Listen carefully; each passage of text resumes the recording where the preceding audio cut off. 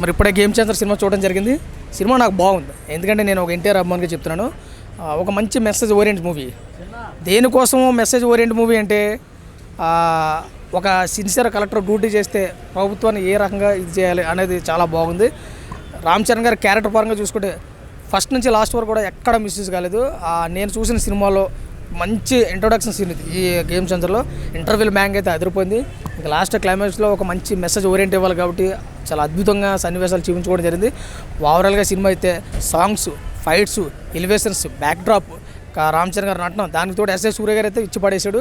బాగుంది సినిమాలో. ఇంక ఇది లేదు అనుకోవడానికి లేదు. ప్రతి ఒక్క క్యారెక్టర్కి 100% అయితే న్యాయం చేయడం జరిగింది. ఇంకా ఫైనల్గా చూసుకుంటే అవుట్ ఆఫ్ 5 రేటింగ్ సినిమాకి 2.5 నుంచి 3 వరకు ఇవ్వచ్చు.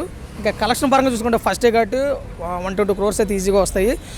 అవుట్ ఆఫ్ అంటే మామూలుగా ఓవరాల్గా చూసుకుంటే 1000 crores లోపే వస్తుంది. ఎందుకంటే ఇది మంచి message orient cinema.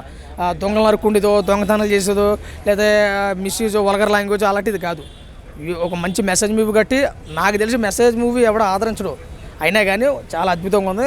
Ram Charan గారు నటన అయితే వేరే లెవెల్. సినిమా బాగుంది, ప్రతి ఒక్కరు చూడండి, కుటుంబ పరంగా చూడొచ్చు. గేమ్ చేంజర్ అంటే గేమ్ చేంజర్ లాగా ఉంది సినిమా. Thank you.